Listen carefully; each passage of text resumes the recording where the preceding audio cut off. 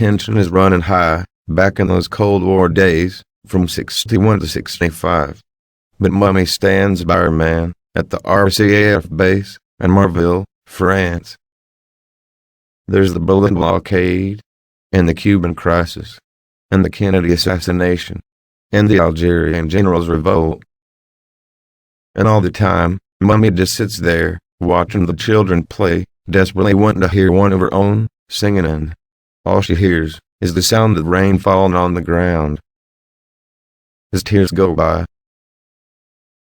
At the base of Marville, they're very concerned about security, and frequently on alert. Mummy's man is working at one of the remote microwave repeater sites, located near Sedan. He can't sleep. There's to be at least one person awake at all times, to call headquarters every hour, and prove that he's still alive and kicking.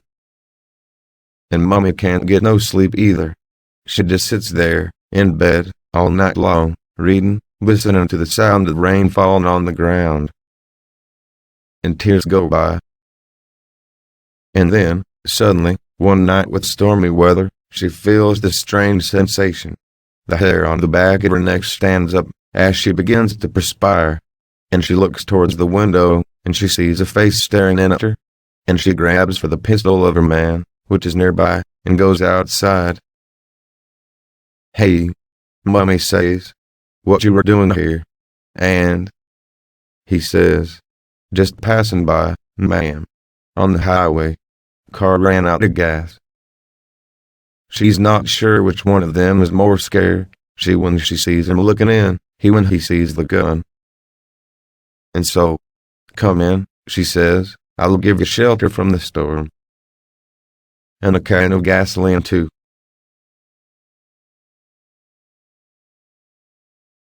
Three months later. This blonde girl says, "Doc, I need some fucking contradiction."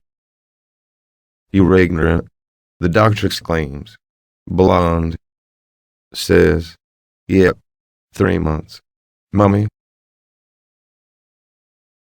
didn't have to sit and watch and only hear the sound of rain falling on the ground no longer, because that was the night I was made, you know. Only had one problem, my mummy and her man. He knew the human experimentation program he was in had made him infertile. She didn't. And tears went by.